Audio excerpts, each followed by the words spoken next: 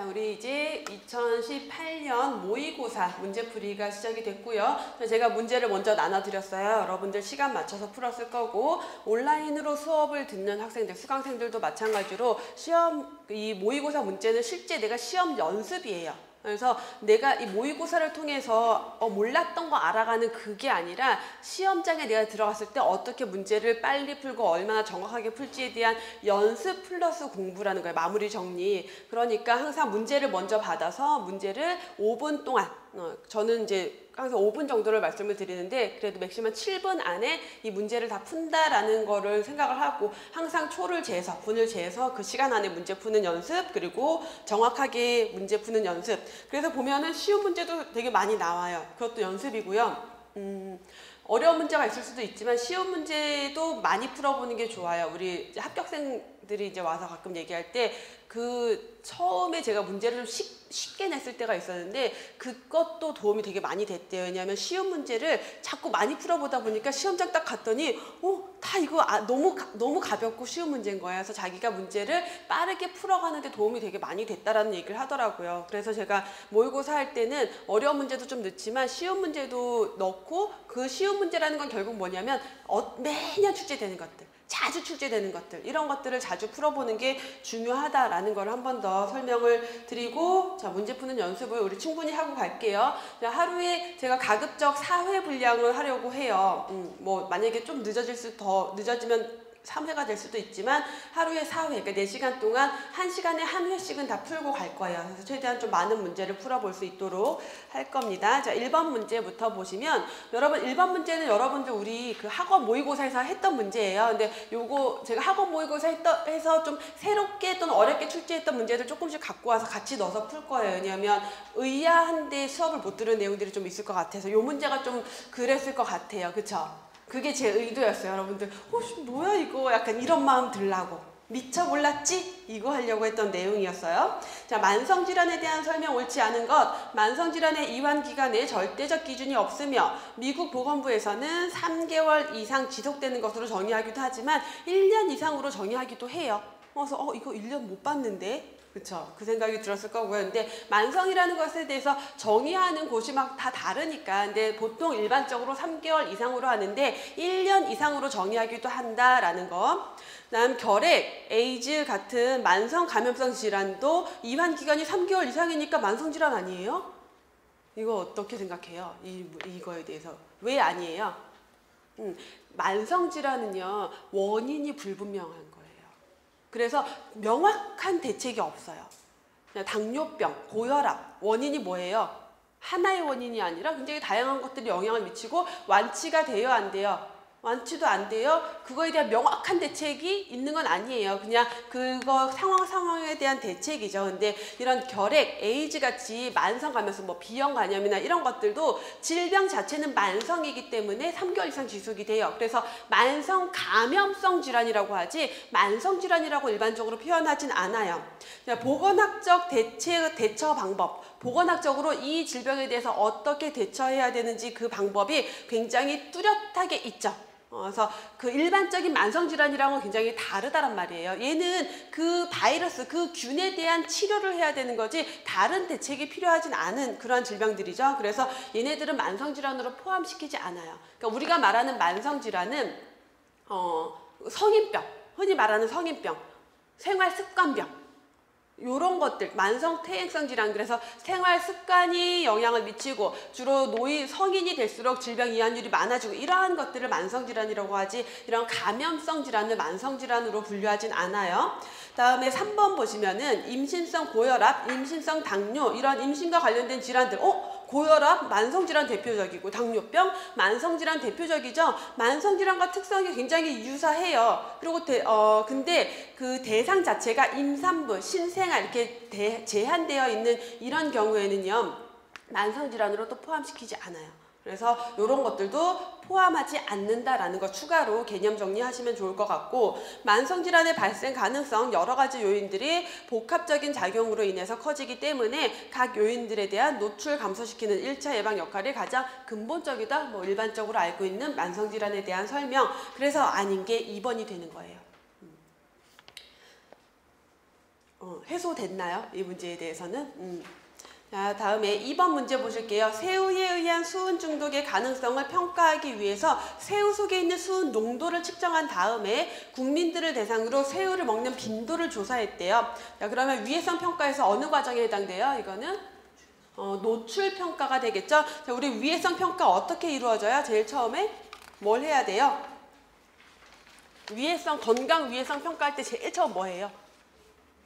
유해성, 위험성이라는 거, 유해성. 이 물질이, 예를 들면 수은이 얼마나 인체에 위험하지? 그 확인하는 거예요. 얼마나 어떤 영향을 미치는지. 그래서 정성적인 평가를 한다. 질적으로 어떤 영향을 미치는지 유해성을 평가한 다음에, 자, 그게 끝나고 나면 뭐래요?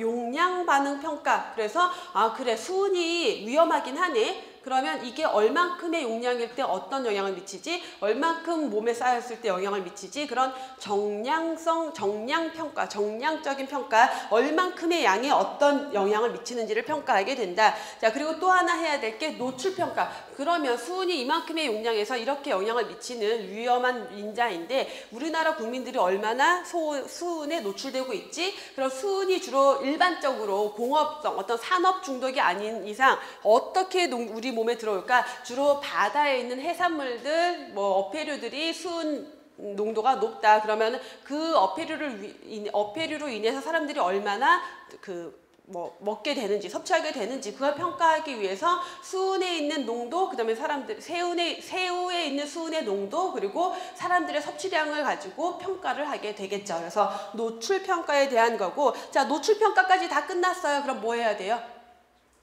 위해도를 결정한다. 그래서 어떤 노출 수준에서 얼마나 위험한지 이런 것들을 다 확인한 다음에 위해도 관리까지 넘어가게 되겠죠. 그래서 정답은 노출평가, 정답이 3번이죠. 다음 3번 문제. 진단검사의 신뢰도 증가시키는 방법. 자, 신뢰도는 뭐죠? 신뢰도가 뭐예요? 진단검사의 신뢰도라는 건?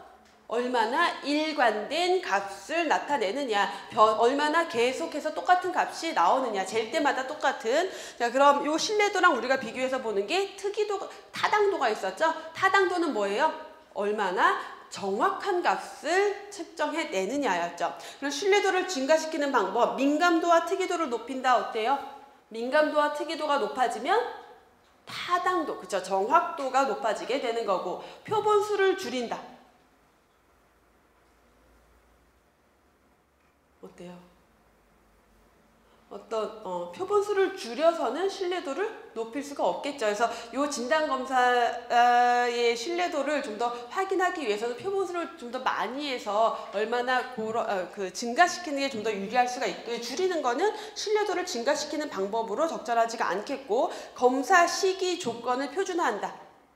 이건 어때요? 검사를, 자, 어떤 사람들이 혈압을 재는데 어떤 사람은 아침에 재고, 어떤 사람은 저녁 때 재고, 또 어떤 사람은 수은혈압계로 재고, 어떤 사람은 전자혈압계로 재고. 그럼 이렇게 하게 되면요, 이 문제에서 좀 더 포괄적으로 봐야 되는 건 뭐냐면, 이 검사 도구가 얼마나 신뢰도가 있느냐가 아니라, 내가 역학조사를 할 때 역학조사를 위해서 이 사람들이 검사를 해야 되잖아요. 그럼 결과의 신뢰도를 높이기 위해서는요, 계속 일관된 데이터를 뽑아내기 위해서는 검사 시기나 조건을 표준화할 필요가 있겠죠. 또는 한 사람에 대한 검사도 마찬가지예요. 이 검사 도구의 신뢰도를 제대로 확인을 하려면 내가 똑같은 체중계를 이용을 하더라도 옷을 입고 쟀을 때랑 벗고 쟀을 때랑 아침에 쟀을 때랑 저녁에 쟀을 때랑 달라지겠죠. 그러면 시기, 그 다음에 올라가는 방법, 이런 것들을 똑같이 맞췄을 때 좀 더 정확하게 신뢰도, 계속 똑같은 값을 찾아낼 수가 있겠죠. 계통오차, 시스테믹한 에러를 줄인다. 계통오차라는 거는 뭘 의미할까요? 시스테믹하게 오차가 있대요. 알아야 돼. 이거 역학에서 하는 거잖아.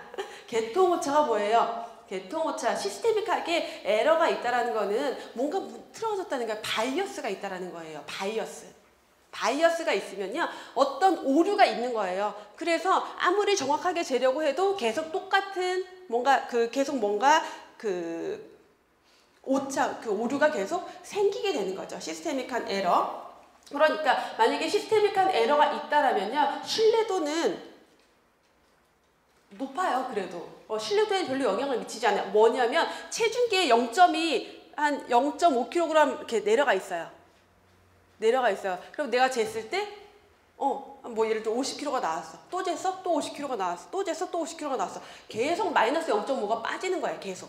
그럼 신뢰도에는 영향을 미치지 않겠죠. 근데 어디에 영향을 미쳐요? 타당도에 영향을 미치는 요인이 되겠죠. 계통오차는. 그래서 자, 신뢰도라는 건 자, 어떤 검사의 재현성, 반복성 계속해서 그 값을 찾아내는 정도를 신뢰도라고 했는데 진단의 시기, 진단하는 사람의 측정 조건 이런 거에 따라서 결과가 일관된 결과가 아니라 막 들쭉날쭉할 수가 있거든요. 그럴 때 신뢰도가 없다. 그래서 검사를 반복했을 때 비슷한 검사 결과가 얻어지는 것을 의미하는 게 신뢰도다라고 했고요.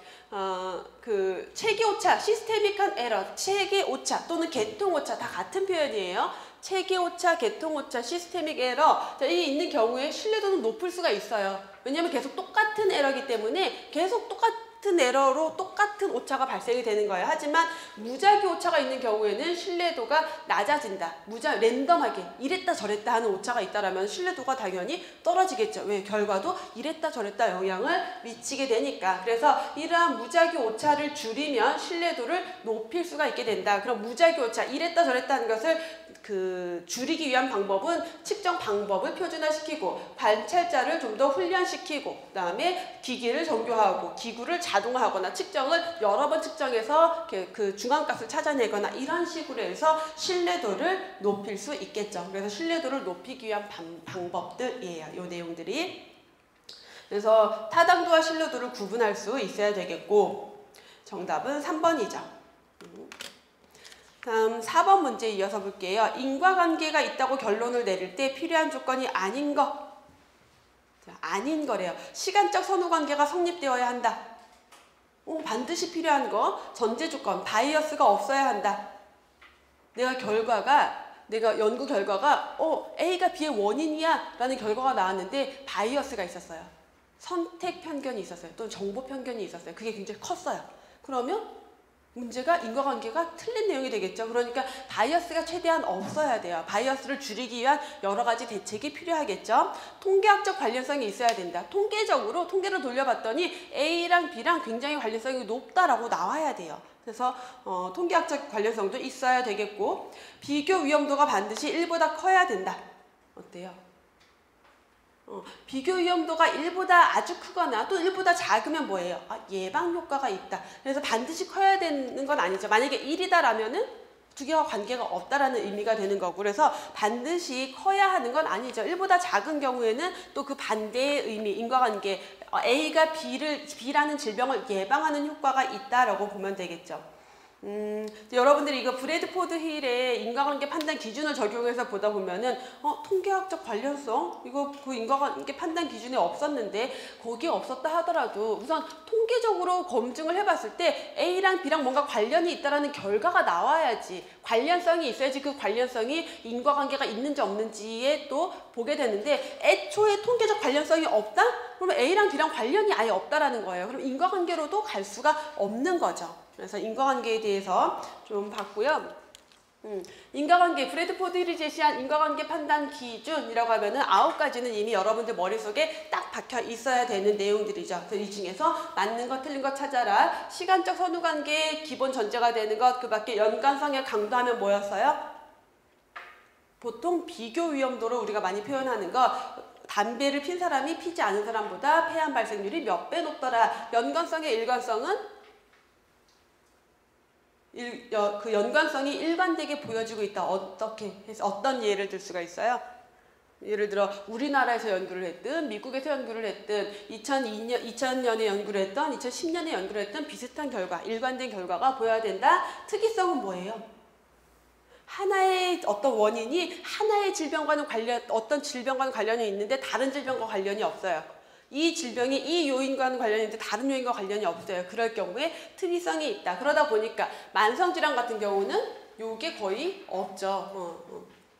용량 반응 관계 많이 필수록 결과도 증가된다가 나와야 돼요. 그래서 요거 두 개 많이 헷갈려 하시는데, 자, 비교 위험도라고 해서 예를 들어서 노출되지 않은 사람보다 노출된 사람들이 몇 배 높아 라고 하면은 얘는 연관성의 강도인데, 용량 반응 관계는 담배를 매일 한 갑씩 핀 사람이랑 담배를 매일 두 갑씩 핀 사람이랑 비교해 봤더니 두 갑씩 핀 사람이 더 질병 발생률이 높아. 그러면 한 갑보다 두 갑이 질병 발생률도 높아졌네. 용량 반응 관계가 되는 거죠.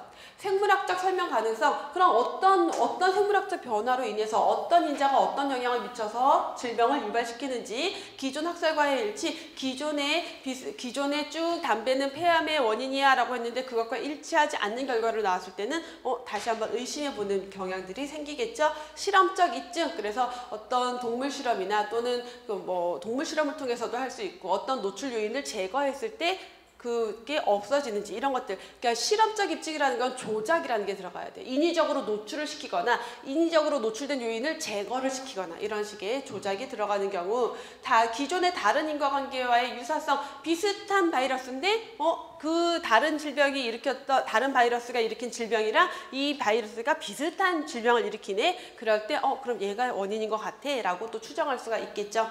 판단 기준까지 봤고요. 그래서 정답은 뭐예요? 그럼 라가 되는 거죠. 정답 라. 4번 문제는 잘 풀었어요? 조금 어려웠죠? 그 답은 뭐로 골랐어요? 2번 나와라. 이걸 많이 골랐을 것 같았어요. 그래서 필요한 조건이 아닌 것이기 때문에 정답은 라가 되는 거고요. 5번 문제 보실게요. 상수 처리 중에서 정수 단계에서 시행되는 여가법 중에 완속사 여가법에 대한 설명 옳지 않은 것. 영국에서 런던 템즈 강물 완속사 여가법에 의해 최초 처리했다. 그래서 완속사 여가법을 영국식 여가법이라고 해서 1829년에 시행이 됐고요. 완속사 여과지는 여과지 제일 위층에 모래를 60에서 90cm 정도 깔고 중간에 굵은 모래에 작은 자갈, 큰 자갈 각각 두께로 쭉 깔고 최하층, 제일 아래층에 둥근 돌을 빈틈없이 깐다. 이런 것까지 봐야 돼? 라는 생각이 드는 복이죠. 근데 저는 그런 생각이 들면 항상 뭐해라? 봐라. 사실 이 문제 같은 경우는 이 내용을 몰라도 풀 수 있는 문제로 제가 출제하긴 했지만, 이런 것까지 봐야 돼 생각이 든다면 보세요. 왜냐하면 이 여과 처리 방법도 시험 문제 빈출이에요. 워낙 빈출이고 이제 다 쉬워요. 그러면 별걸 다 갖다 낼 수 있어요. 그렇죠? 그래서 이렇게 깐다라는 거. 원수를 여과하면은 부유물이 세사층 그 모래 위에 남게 되는데 그게 콜로이드 상의 막이 되고요. 이건 미생물들이 있기 때문에 생물막이라고 해요. 자, 이 막에는 세균, 조륨, 부유물 이런 것들이 또 이런 것들을 여과하는 작용도 하기 때문에 우리가 생물막이라고도 하고 여과막이라고도 했죠. 여과막은 밑으로부터 위로 뿜어올리는 컴프레스드 에어에 의하여 영유 세척한다.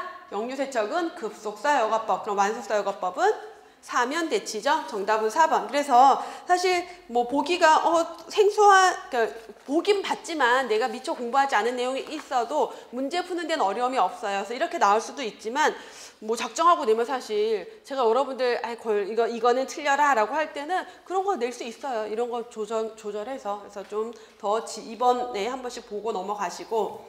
6번 문제. 의료비 상승 억제를 위한 정책 대안 적절하지 않은 것. 불필요한 의료 수요를 줄이기 위해서 본인 부담 제도를 도입한다. 자, 본인 부담 제도를 통해서 뭘 방지할 수 있다? 도덕적 해이라는 걸 방지할 수 있다라고 했죠. 그래서 우리 도덕적 해이라는 건 뭐예요? 내가 미리 건강관리해서 잘 하면 되는데, 병원비가 들기 전에 건강관리하면 되는데 의료비가 얼마 안 들어요. 그러니까 그럼 아프면 병원 가지 뭐. 이런 것도 도덕적 해이고, 그다음에 그렇게 심각하지 않아요. 약간 감기 증상 있지만 이 정도는 집에서 비타민 먹고 쉬어도 돼요. 근데 굳이 병원에 가요. 돈이 별로 안 드니까. 그런 것들을 도덕적 해이라고 하는 거고, 그런 걸로 인해서 발생하는 의료 수요를 줄이기 위해서 본인 일부 부담 제도를 도입하게 된 거죠. 이거에 가장 이제 의사들이 시골에 의료봉사를 갔는데, 어떤 유명한 사람이 예능 프로에 나와서 한 얘기인데 그 유명한 사람을 굳이 얘기하고 싶진 않아서 그냥 사건만 도덕적 해이라는 거에 대해서 조금 설명을 드려보면은, 의대생들이었어요. 의료봉사를 갔어요. 농촌에. 노인들에게 무료로 혈압을 재주고 혈압약을 나눠드렸어요. 조절이 안 되는 거예요. 다시 다음 달에 가도 그 다음 달에 가도 조절이 안 돼요. 보니까 이 동네 노인들이 혈압약을 받아가서 안 먹고 그냥 둔 거예요. 계속. 조절이 안 되는 거예요. 그래서 안 되겠다. 도덕적 해이가 발생한 거예요. 왜냐면 공짜로 주려보고 공짜로 약 주니까 안 아까운 거예요. 안 먹어요. 그래서 그 다음부터는 100원씩 받기 시작했대요.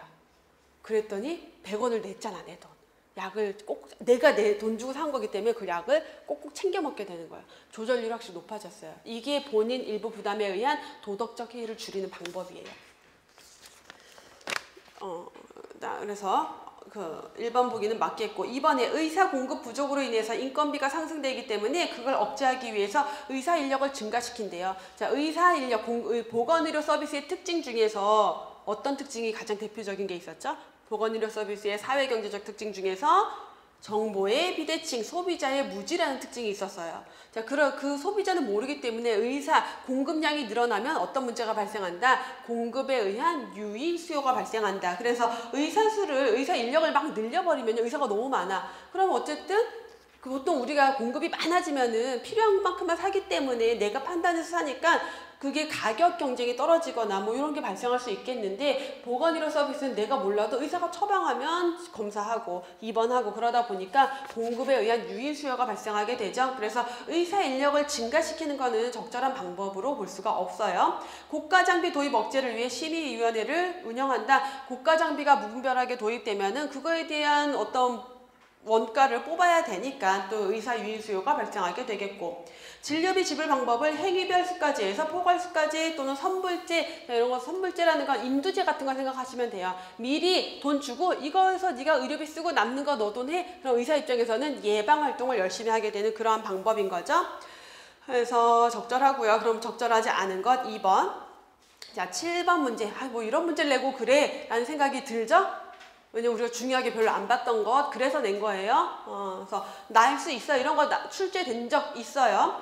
사용 가능한 감미료의 종류, 그러면 우리가 식품 첨가물에 뭐 보존료, 감미료 등등등등 있었고, 그다음에 유해 첨가물, 넣으면 안 되는 것들이 있었죠. 그 중에서 가능한 첨가물은 소르비탈은 우리가 식품 첨가물로 사용이 되는 거고요. 나머지 애들은 다 유해 첨가물이에요. 그래서 감미료 하면 단맛 내는 거, 달달한 거, 단맛 내는 건데, 그 중에 우리가 일반적으로 사용할 수 있는 식품 첨가물에는 사카린 같은 것들이 있고요. 그다음에 글리실리친산 나트륨 같은 종류들이 있고요. 그리고 소르비탈, 아스파탐 같은 게 일반적으로 사용될 수 있는 식품 첨가물이고요. 유해 감미료, 둘신, 톨루딘, 사이클라메이트, 얘네들은 다 유해한 것들이에요. 그래서 이 감미료뿐만 아니라 나머지 애들도 유해한 것과 식품에 쓸 수 있는 거 있었으니까 이번 참에 한 번 더 정리하고 넘어가도록 하시고요. 정답은 2번이죠.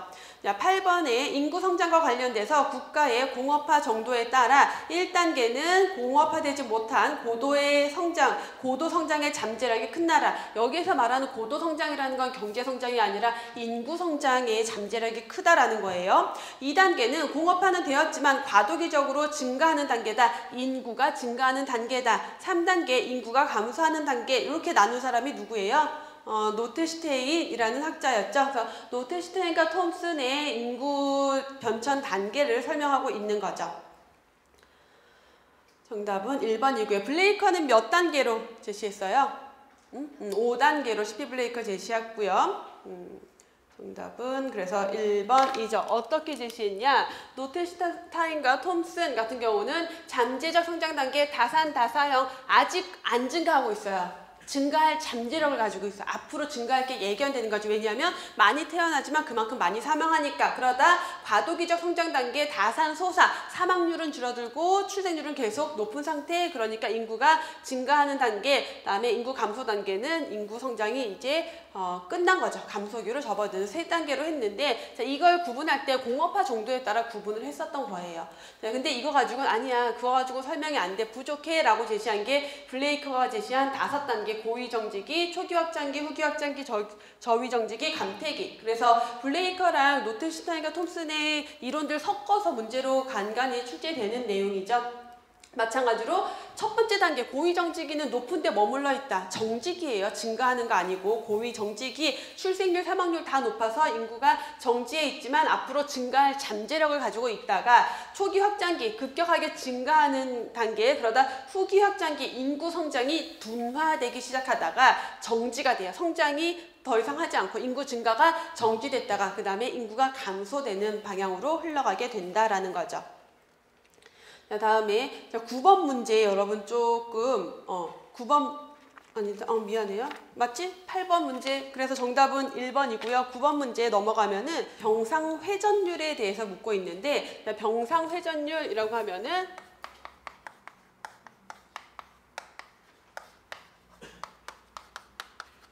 여기 지금 문제에 기간이 명시가 되어 있지 않아요. 근데 원래는 보통 이런 거 할 때 그 얼마 기간 동안 뭐 하루 동안 또는 뭐 1년 동안 그러면은 이걸 가지고 그 뭐 한 달이라든가 이런 기간을 아마 볼 수가 있을 거예요. 만약에 한 달이라고 치면은 한 달 동안 우리가 가동하고 있는 병상 수는 200개의 병상이 있는데 200개의 병상 중에서 5,000명이 하루 한 달 동안 퇴원을 했다라는 의미로 볼 수가 있어요. 보통 하루에 이만큼이 퇴원할 수는 없으니까. 그럼 병상 회전율은 원래는 그 기간 동안의 가동 병상 수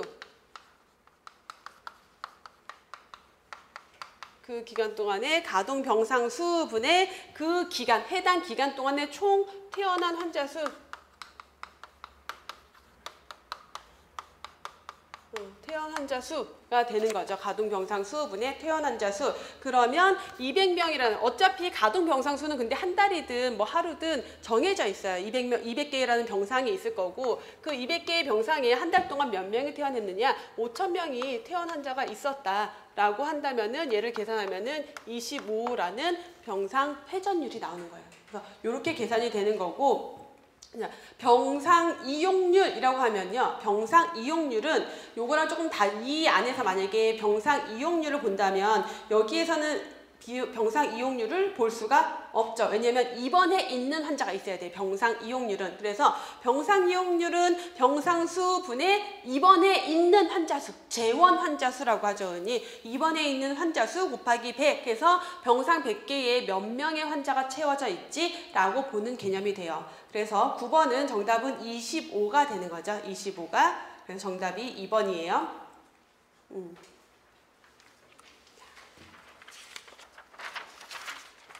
다음에 10번 문제 감염병 예방법에서 입원 치료를 받아야 하는 감염병에 해당하는 것만 고른 것.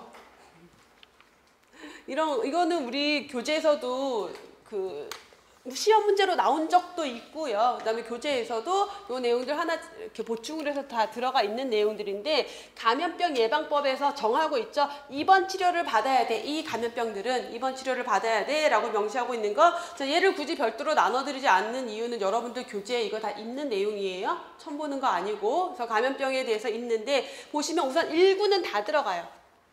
1군 다 들어가 있죠. 그래서 1군 감염병은 무조건 입원 치료 받아야 되는 감염병이고 2군 중에서는 디프테리아, 홍역, 폴리오 세 가지만 들어가 있어요. 디프테리아, 홍역, 폴리오 들어가 있고 3군 중에서는 결핵, 성홍열, 수막고균성 수막염, 탄저까지 들어가 있고 나머지 4군 패스트, 바이러스성 출혈열, 두창, 보툴리눔 독소증, 사스, 동물 인플루엔자 인체 감염증, 신종 인플루엔자, 신종 전염병 증후군 그리고 메르스까지 해서 입원 치료를 받아야 하는 감염병으로 별도로 명시를 하고 있죠. 그래서 그 못 보던 건데 라고 생각이 들었다라면 내가 놓친 거죠. 그래서 그런 것들 꼼꼼하게 보시라고 출제해드린 문제예요. 그러면 A형 간염 1군이니까 들어가고 폴리오 2군 중에서 폴리오 들어갔죠. 파라티푸스 1군이니까 들어가고 B형 간염 아니죠. 정답은 그래서 1번이에요. 11번 기생충과 매개되는 중간숙주 연결 옳지 않은 것 톡소포자층 누가? 고양이 그리고 뭐 돼지까지 있고요. 유구조충 돼지고기 그다음에 무구조충은 소 그쵸? 폐흡충 다슬기 그리고 또 민물개나 가재들이 아니사키스 하면 오징어 말고 중간숙주가 또 누가 있어요? 앞에 있는 애가 1 중간숙주가 갑각류 바다 갑각류 그리고 오징어 같은 바다 생선들 오징어 대구 청어 옳지 않은 거 1번이죠. 파상풍 순화독소 접종해서 면역을 형성하면 순화독소니까 인공 수동 인공 능동이죠. 순화 독소잖아요.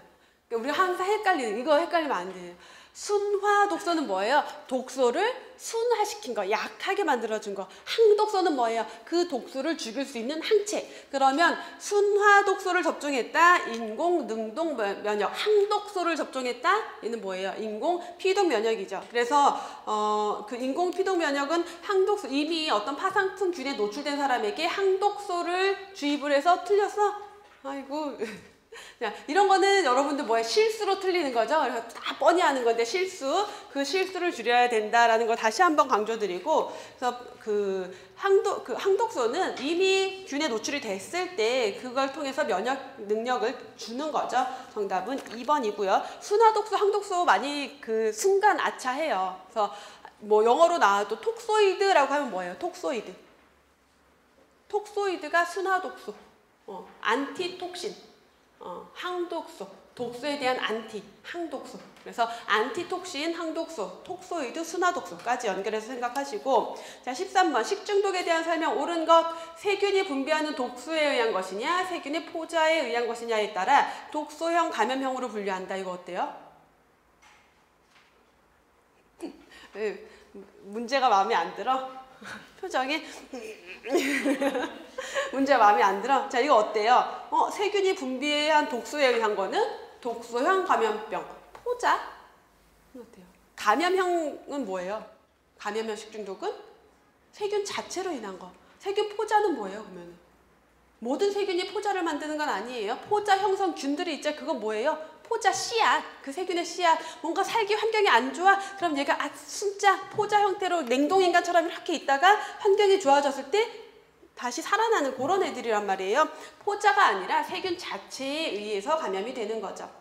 리스테리아 식중독은 독소형 식중독이며, 자, 리스테리아는 독소가 아니라 감염형이고요. 복통, 설사 등의 위장염이 없는 게 특징이다라고 했죠. 살모넬라 식중독 원인식품, 우유, 육류, 난류 등 가공품이고요. 예방을 위해서 도축장 위생관리가 철저히 필요하다. 왜냐하면 누가 원인이기 때문에 동물들이 많이 가지고 있기 때문에 그 동물들을 처리하는 과정에서 균의 2차 오염이 될 수 있다. 장염 비브리오균 60도에서 15분 가열하면 예방할 수 있다라고 했죠. 그럼 100도에서 30분이니까 당연히 예방 가능하겠고, 그래서 정답은 3번이 되겠죠. 14번 호소의 수질 환경 기준에 해당하지 않는 항목. 자, 호소에 해당하지 않는 거 부유물질 SS 해당이 됐고요. 생물학적 산소 요구량 BOD는 하천에만 들어갔죠. 총 유기탄소량 클로로필 A 모두 해당이 됐죠. 그래서 아까도 잠깐 정리했지만 호소라고 하면은 pH, 그다음에 TOC, SS, DO, TP 총인 거기에 하천에 없는 두 개가 뭐예요? 얘네들. 하천에 있는 BOD가 빠지고 하천에 없는 총질소와 클로로필 A가 들어온 거고, 대장균군, 그리고 얘는 아까 전에 설명드렸지만 2015년까지만이었다. 그래서 지금은 적용되지 않는 내용이다 라고 했던 거. 그래서 정답 2번이고요. 15번 문제 사회인지이론 설명 옳지 않은 것. 반두라에 의해 제시된 이론이다. 인간의 사회적 행위를 이해하기 위한 틀을 제시한 이론이다. 어때요? 이 설명 어때요? 맞는 것 같아요? 이게 답을 안 주니까. 원래 작년 제가 모의고사 할 때는 딱 풀고 나면 정답이랑을 먼저 딱 나눠드린 다음에 쭉 했거든요. 근데 지금 답을, 여러분 답 뭐로 골랐어요? 그래서 4번 다. 잘 풀었네요. 반두라에 의해서 제시된 이론이고, 사회적 행위를 이해해서 그 전에 학습 이론들은 뭐예요? 사람들은 그냥 환경에 어떤 수동적으로 영향을 받는 존재로만 보고 학습 이론을 했었는데, 아니야. 그렇게 영향을 받기만 하는 게 아니라 상호작용해라는 개념을 들인 게 바로 사회인지이론. 그래서 사회적 행위를 이해하기 위한 틀을 제시한 이론이기도 하고요. 자기 효능감이 높을수록 건강 행동을 잘 유지할 수 있다. 그래서 중요한 요소로 자기 효능감, 영감 제시했고, 학습은 행동, 개인, 환경이 서로 영향을 주고받는 요게 가장 핵심이죠. 상호 결정론이 전제가 된다. 그렇기 때문에 사람이 학습한다는 것은 환경의 영향을 수동적으로 받아들이는 게 아니라 상호작용한다라고 본 거예요. 그래서 기존의 학습 모형들이 이랬죠. 기존의 학습 모형, 우리가 사회인지 이론에 대한 설명을 보면은 일반적인 학습 모형에서는 사람이 학습한다는 게 환경의 영향을 수동적으로 받아들인다라고 일반적인 학습 이론들은 이해하고 있었는데, 사회인지 이론은 아니야, 그렇지 않아 라고 반대해서 나온 이론이 바로 사회인지 이론이었죠. 그래서 정답은 4번이 되겠고요.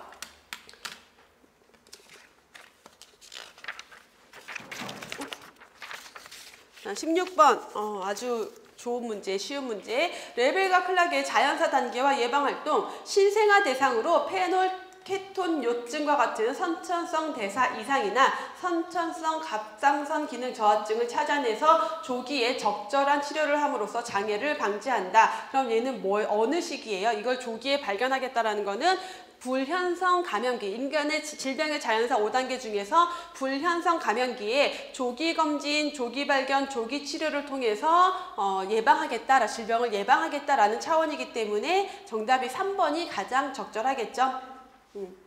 발현성 질환기는 이미 증상이 나타나서 그때부터 치료해서 악화를 방지하는 것이기 때문에 아니겠죠.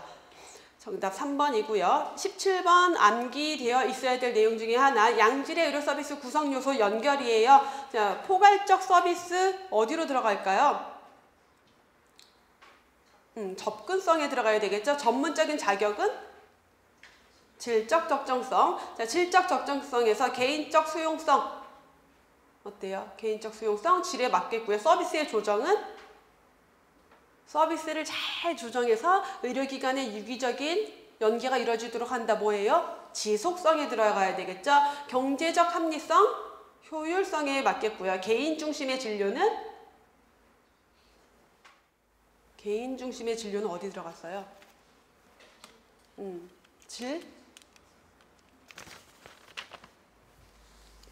개인 중심의 진료, 우리 그 마이어스의 양질의 보건 의료 할 때 전인적인 의료에 대한 내용이 있었죠. 전인간적인 존재로 보고 의료가 제공돼야 된다. 그 맥락이랑 이어서 생각하시면 좀 더 암기가 쉬울 것 같아요. 그래서 개인 중심의 진료, 지속성에서 개인을 중심에 두고 그 사람에 대한 진료가 지속적으로 이루어질 수 있게 해야 된다. 왜냐하면 그냥 다 띄워놓고 보면 이거 질 아닌가 이런 생각이 좀 들 수 있는데, 그렇게 좀 구분을 해주실게요. 그래서 질에서는요, 개인적 수용성에 들어가는 거고, 지속성에서는 개인을 중점에 둔 진료, 전인적인 진료, 전인적 의료 서비스가 제공이 되어야 한다라는 개념으로 접근을 하시면 좀 더 이해가 쉬울 것 같아요. 그래서 이 두 개를, 개인 중심의 진료와 중점적인 의료 제공을 전인적인, 인간을 전인적인 존재로 보고 그 안에서 그에게 모든 것들이 다 이루어져야 된다라는 개념으로 접근하시면 좀 더 좋을 것 같고, 4번에 있는 효율성, 평등한 재정, 적절한 보상 들어갈 수가 있겠죠.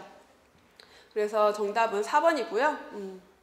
제가 아까 설명하면서 이 경제적 합리성을 효율성이다라고 설명을 하긴 했지만, 사실 요 구분 안에서는 경제적 합리성으로는 설명하고 있지 않아요. 그냥 얘는 미국 공중보건학회에서 딱 구분해 놓은 거니까 그대로 연결시키는 게 좋아요. 근데 가끔 뭐 있냐면 요걸 연결하는데 이거랑 마이어스의 양질의 의료에 있는 내용들 막 섞어서 짝짓기 시켜 놓을 때가 있거든요, 문제가. 그럴 때는 경제적 효율성 하면은 경제적 합리성이라면 효율성에 또 들어갈 수도 있어요. 그렇게 볼 때는. 근데 지금은 미국 공중보건학회에서 구분한 구성요소 찾아라, 연결해라 라니까 여기에 들어갈 건 평등한 재정, 적절한 보상, 효율적 관리 라고 보시면 되겠죠. 정답 4번이고요.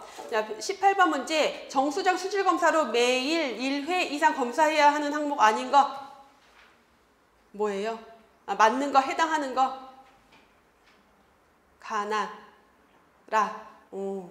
그렇죠. 그래서 우리 정수장도 검사 항목들 중에서 이게 매일 하는 건지 매주 해야 되는 건지 매월 해야 되는 건지 이런 것들 구분을 다 해야 되는데, 자, 매일 검사하는 거 6종이라고 했어요. 그래서 냄새, 맛, 색도, 탁도, 수소이온 농도, 잔류, 염소까지 6종 매일 검사하는 거고, 매주 검사하는 거 일반 세균, 총대장균군, 대장균 또는 분원성 대장균군, 그리고 암모니아성 질소, 질산성 질소, 과망가상 칼륨 소비량, 증발 잔류물 매주 검사하는 거예요. 그러면 하나, 둘, 셋, 넷, 다섯, 여섯, 7종이라고 보통 하는데, 요거를 8종이라고 하는 교재들도 있어요. 왜 그러냐면 대장균이랑 분원성 대장균을 따로따로 세면 8종이 돼요. 그렇죠. 그래서 좀 그렇죠. 근데 이렇게 나와 있는 책들이 있어요. 공중보건 교재들 중에서 8종이라고 하는 데들이 있어요. 그래서 얘네 때문에 그런 거다라는 거 염두에 두시고, 그다음에 수도 그 매월 1회 이상 검사해야 되는 것들, 그 먹는 물 수질 기준 쭉 있죠. 뭐 무기물, 세균의 미생물에 대한 거, 유기물질에 대한 거, 무기물질에 대한 거, 소독 잔류, 소독 부산물, 그다음에 뭐 심미적 영양물질 이런 것도 쭉 있었잖아요. 걔네들 중에서 1호부터 3호 및 5호 관한 검사 한다라는 거, 그리고 수도꼭지에 관한 검사, 수도꼭지에서, 수도전이라고 하죠. 수도꼭지에서 매월 1회 이상 일반 세균, 총대장균군, 대장균 또는 분원성 대장균군, 잔류, 염소 마찬가지로 4종이지만 5종이라고 하는 데도 있어요. 5종이라고 하는 데도 있다라는 거 그렇게 하고 있고요. 정답은 그래서 3번이죠. 19번 국민건강증진 종합계획 분야별 대표 지표 해당하는 거 어때요? 금연, 절주, 만성질환, 결핵 다 들어가겠고요. 요거는 그동안 시험 문제에 굳이 얘가 이렇게 막 나오진 않았었지만 워낙 헬스플랜 2020에 대한 문제가 계속해서 더 들어가고 이렇게 가고 있어요. 그럼 제가 보기엔 대표 지표 항목도 분명히 출제가 될 수 있다고 보고요. 대신 진짜 만약에 여기 이거 수치냈다 그거는 좀 아닌 것 같아요. 진짜 그렇게 나오면 전 욕할 거예요.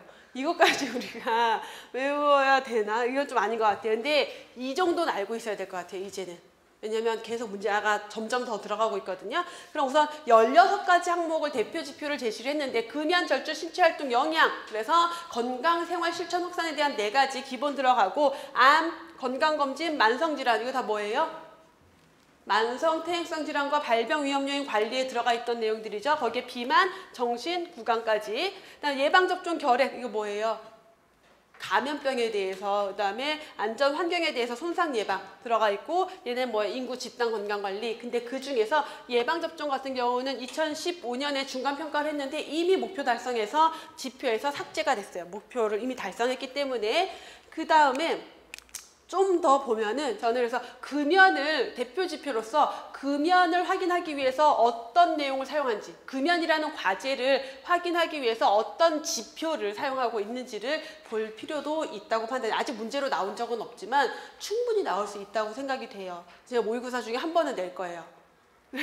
그래서 자, 금연 같은 경우는 성인 남성 흡연율이랑 중고등학생 중고등학교 남학생 현재 흡연율, 절주는 고위험 음주율, 신체활동은 유산소 신체활동 실천율, 뭐 영양 같은 경우는 건강 식생활 실천율, 암은 암 사망률로 보고 있는 것, 암 사망률이 얼마인지, 그다음에 건강검진 수검률로, 그리고 만성질환은 고혈압이랑 당뇨병 유병률로 보고 있어요. 별로 어려운 내용은 아니에요. 성인 비만 유병률, 정신보건은 자살로 해서 보고 있고요, 지표로. 구강보건은 아동청소년 그 치아 우식, 그래서 충치 경험률, 그다음 예방접종은 달성했고, 결핵은 결핵 신고 환자, 새롭게 신고된 결핵 환자, 신환자율, 그다음 손상으로 인한 사망자 수로 보고 있죠. 모성 사망비, 이 모성 사망비는 우리가 알고 있는 모성 사망률이에요. 그럼 왜 여기다 B라고 썼어요? 이거는 통계청과 보건복지부 발표 자료는 이렇게 나오고 있어요. 근데 이건 뭐다? 우리가 공중보건 교재, 예방의학 교재에서 얘기하고 있는 모성 사망률, 그러니까 누구당 10만 명당 모성 사망 수를 보는 개념이에요. 그다음에 영유아 당연히 영유아 사망률로, 노인 건강은 노인 활동 제한율, 그 중에서도 ADL 장애율. 일상생활 수행 능력 보는 거죠. 요걸 가지고 보고 있다 정도 보시면 좋을 것 같아요. 그래서 이 문제는 가볍게 가나다라 모두 맞는 걸로 냈지만 여러분들은 좀 더 공부할 필요가 있다고 보고요. 다음 20번 문제. 그래서 제가 중간중간에 이렇게 마지막 문제는 거의 법으로 문제를 조금씩 내고 있는데, 제가 감염병 예방 및 관리에 관한 법률에서 내성균 관리 대책에 대한 내용으로 옳지 않은 것. 자, 이 내성균이라는 건 뭐예요? 병원에서 항생제에 내성이 생긴 균들이죠. 자, 이 내성균 관리 대책을 5년마다 수립 추진하는데 의료기관에 장의할까요? 누가 해야 될까요? 보건복지부 장관이 5년마다 수립 추진해야 되고요. 내성균 관리 대책에는 정책 목표 방향, 진료 환경 개선, 확산 방지 등을 위한 감시 체계 강화 등도 포함이 되고, 이 정책을 수립 추진하기 위해서 감염병 관리위원회의 심의를 거쳐야 돼요. 그리고 내성균 관리 대책을 수립해서 보건복지부의 인터넷 홈페이지에 게시한다 라고 설명하고 있죠. 그래서 사실 법 내용이지만 별로 어렵지 않게 문제를 출제한 거고요. 이 내용은 우리 감염병 예방법 정리했던 내용들에 다 있는 거니까 굳이 자료로는 드리지 않았고, 그래서 감염병 예방법 제8조의 3에 들어가 있어요. 8조의 3, 그 다음에 시행 규칙에서 1조의 5에 이런 것들 인터넷 홈페이지에 게재해야 된다라는 이런 내용들이 있어요. 그래서 요거는 제가 굳이 따로 더 자료로는 드리지는 않았고요. 그리고 법 우리 공부했던 내용들이 있으니까 그거 참고하시면 되고, 나중에 한번 또 내용들을 더 추가로 드리도록 할게요. 20번의 정답 1번까지 해서 모의고사 1회 문제 풀어봤고요. 잠깐 쉬었다가 2회에 이어서 풀어볼게요.